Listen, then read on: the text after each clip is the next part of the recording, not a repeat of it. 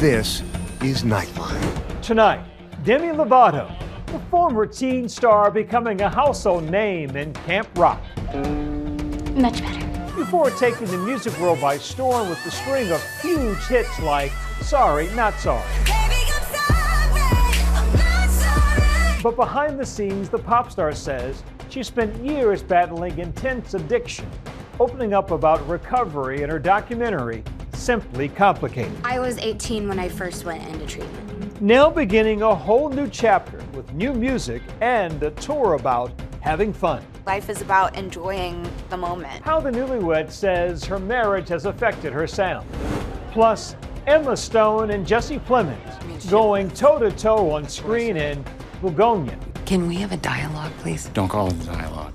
This isn't Death of a Salesman. So intimidating, you know? Got Emma Stone? It was a blast. The Oscar-winning actress's radical transformation in the dark comedy and her fangirl confession you didn't see coming. He was the person that made me fall in love with all the mystery of the universe. And the return of the Mombi apocalypse. Meet the moms getting scary for a good cause. From ABC News headquarters in New York, this is Nightline. Good evening. Thank you for joining us. Tonight, Demi Lovato has proven she can do just about anything. She burst into America's living rooms as a teenager in Camp Rock, launched an epic music career, and overcame a very open battle with addiction. Demi has arrived at a better place, she says, and true to her spirit, she's ready to share it with the world. Here's Nightline's Ashin Singh. This is the soundstage where you've been rehearsing. Yes, it is. I'm so excited. I can't wait to see my fans and perform this new music for all of them. One thing about Demi Lovato, she'll be here all night.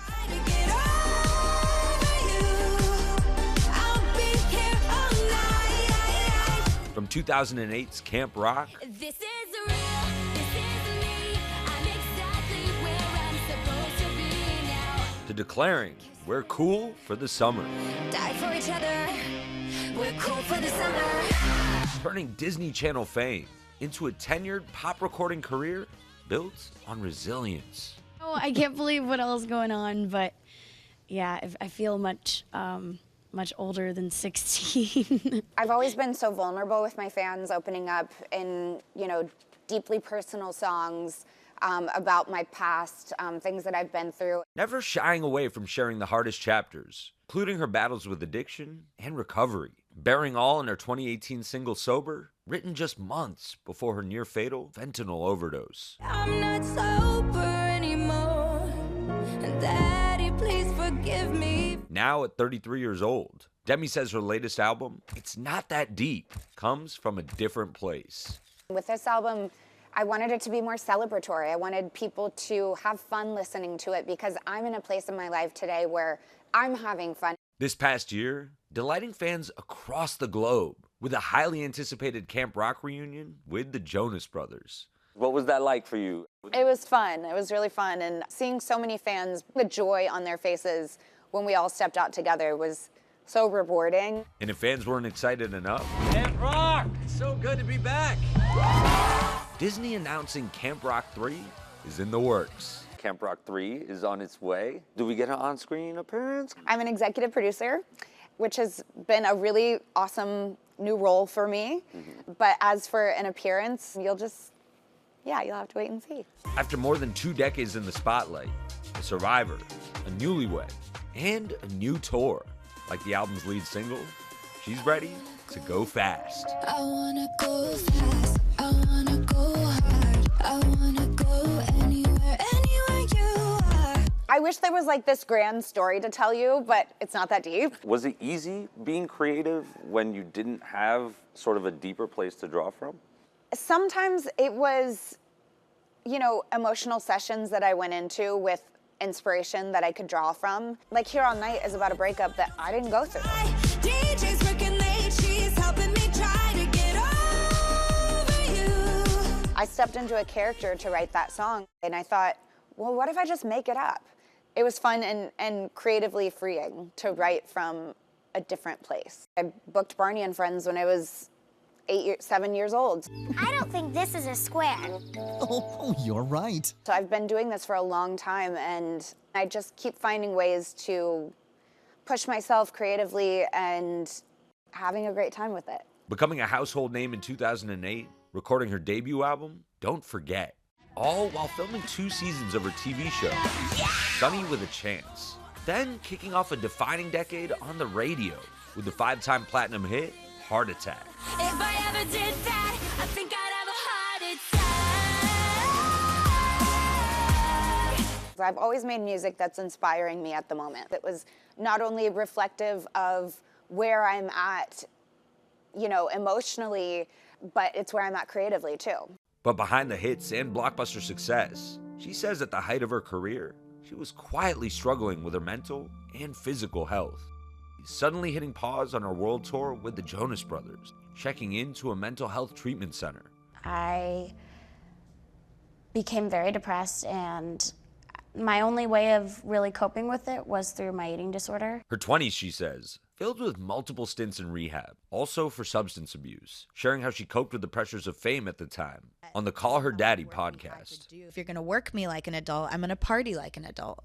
Referencing her battles with addiction in Dancing with the Devil. It's just a little white line, I'll be fine. But soon that little white line is a little glass pie. And in her latest documentary, sharing the intimate details of her near-fatal fentanyl overdose in 2018. No, I'm not injecting it. I can't overdose on it. At the end of the day, if you do too much of anything, it's gonna kill you. Revealing the overdose caused 3 strokes, a heart attack, and temporary blindness, a near-death experience that would change her life and perspective forever. I'm not writing from deeply emotional places right now because I'm not living in the past anymore, because there are times in my life where I've taken myself too seriously as an artist and put too much pressure on myself to have a certain amount of success. Sometimes it's just a matter of reminding yourself it's really not that deep. It's Not That Deep, the name of her new album and the first step into her next chapter. This stage, as you can see, is reminiscent and almost like a carbon copy of my album cover. Right. And that was intentional, and I want the fans to feel like they're stepping into my album. And with her new music, Demi's ready to hit the road. I'm actually doing a bit more dancing than I've done in past tours, so These are dance tracks. Yeah, they're dance tracks. You have to dance. You gotta dance. And I want to dance. And this time, the music's not about pain, it's about peace. You also have a track called Sorry to Myself, where Yes. you are literally apologizing to yourself.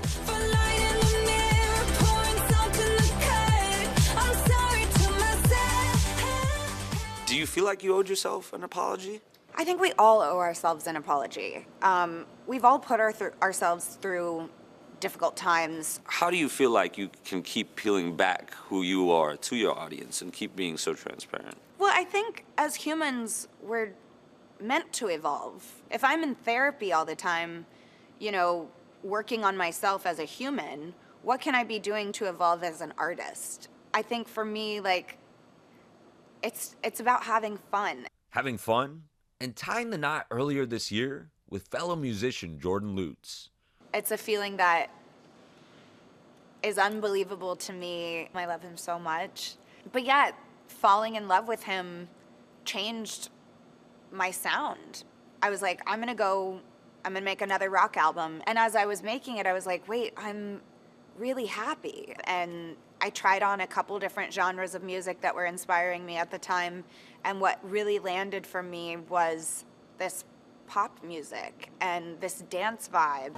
That contagious dance vibe on full display for a sold-out one-night-only tour teaser at the Hollywood Palladium.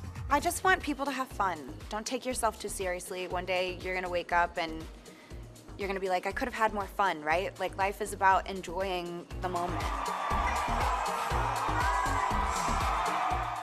Our thanks to Ashen. Look for Demi on tour beginning next spring. And now, a look ahead at Thursday's Nightline. What if death isn't the end? From documenting spirits of the dead to stories of actually crossing over. Inside our fascination with what happens when we die. And when we come back, Emma Stone's radical transformation for Bugonia. what she says it was like to shave her own head on camera after the break.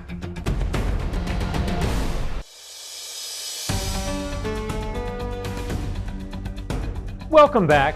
Double Oscar winner Emma Stone is back on the big screen, starring opposite Jesse Plemons in Bugonia, a dark comedy about kidnapping aliens and how even the most different-seeming people can have so much in common. I sat down with my Nightline co-anchor, Juju Chang. What's it like going toe-to-toe with her? It's a little intimidating, you know?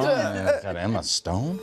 Emma Stone and Jesse Plemons, friendly in our interview, ferocious in their latest film. Can we have a dialogue, please? Don't call it dialogue. This isn't Death of a Salesman. Okay, can we talk, please? So much of it is you two shouting at each other. It was a blast. The highly anticipated dark comedy, Bugonia, a study in contrasts. Stone playing an over-the-top, high-powered big pharma CEO.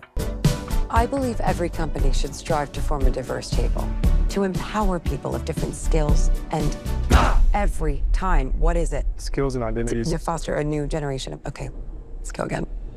Colliding with Jesse Plemons' character, a paranoid conspiracy theorist who kidnaps her and accuses her of being a sinister alien about to destroy humanity. What did you draw on for inspiration? What were you trying to get at with the character? And the tension between them is really interesting. They're both pretty convinced that they're here to save the world.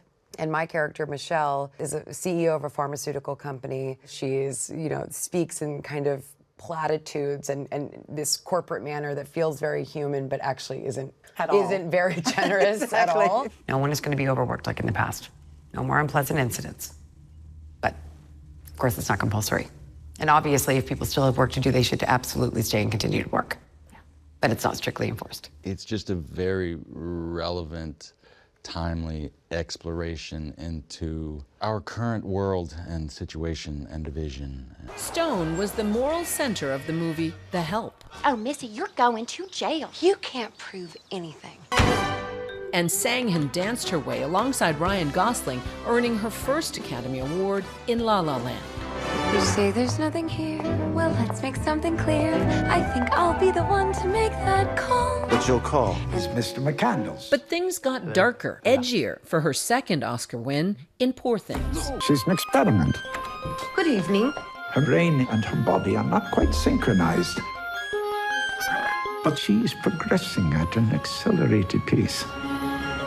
Also directed by the man behind Bugonia, yet another collaboration with Greek director Yorgos Lanthimos. I really love bold storytelling. That's what I love to watch as an audience member. I've been really drawn to that, but I also love a rom-com.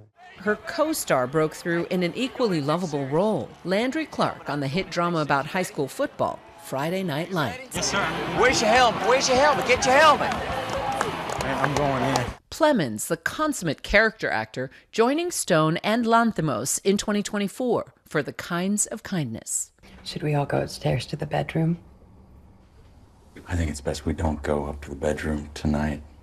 Stone's character's isolated in her premium lifestyle, battling for control against her kidnapper and his feeble sidekick, whose alien theories reach a macabre fever pitch. Both of them are very lonely. They're not just on extremes, but they share a certain loneliness. And isolation. Yeah, in two very different ways, because Teddy and Dawn have lived in one end of a socioeconomic spectrum, and then there's Michelle, who's in this big fancy house doing her light mask and her supplements and her training and, driving her Mercedes, and she's totally alone. And sort of alone at the top of this pyramid. They're living in very isolated worlds that then, combine in this basement. Locked in a basement together. And explode together. Yes, literally.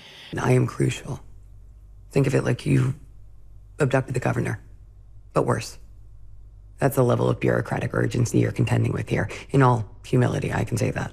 The stakes are so high for Teddy because he has deemed himself the sort of savior of humanity. He's put that all on himself.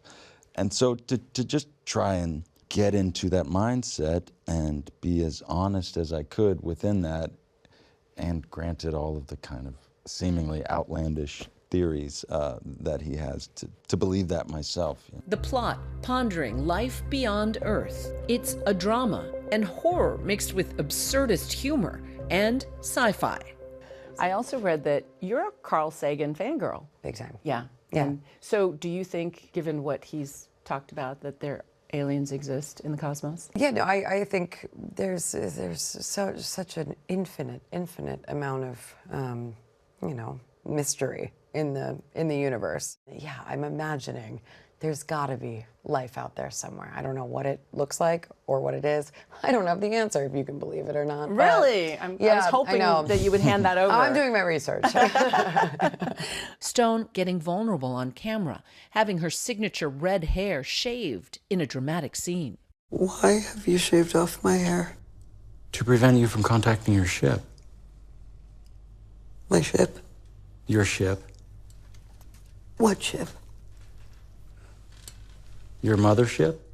The moment particularly poignant for Stone, whose mother survived breast cancer. My mom had been through treatment before, so I'm shaving my head, and there are many women and men that go through a much harder version of this not having hair experience. Shaving head is no big deal in comparison to that. Stone's trust in her director, built on years of working together and creating a rapport all their own. At this point, if I do something, you know, a take that he thinks is like not the right thing, he's like, that wasn't right, and I'm like, I know. And then he's like, because you were like, whoa, I was doing more. Like he mocks what I just said. I'm like, I know, I'm aware. Thank you. I don't need the impression. Thank you, yours. Yeah, thank you. Does he mock your takes too? No. Not yet. No, I mean, wait till the next know each one. other. You're getting mocked. The film earning big buzz as they chase Oscar history, according to Vulture. GQ writing Stone and her director keep matching each other's freak. But Stone and Plemons simply seem happy, basking in what they call another big swing. What do you hope audiences take away? Talking about bold storytelling or movies that swing for the fences, I do really love stories that open up questions rather than give you a cut and dry answer. I hope it just inspires conversation and thought, and I hope people have a good time. Our thanks to Juju. Bugonia opens Friday. Coming up, Mommy Moms for a cause. So good at raising money, it's scary.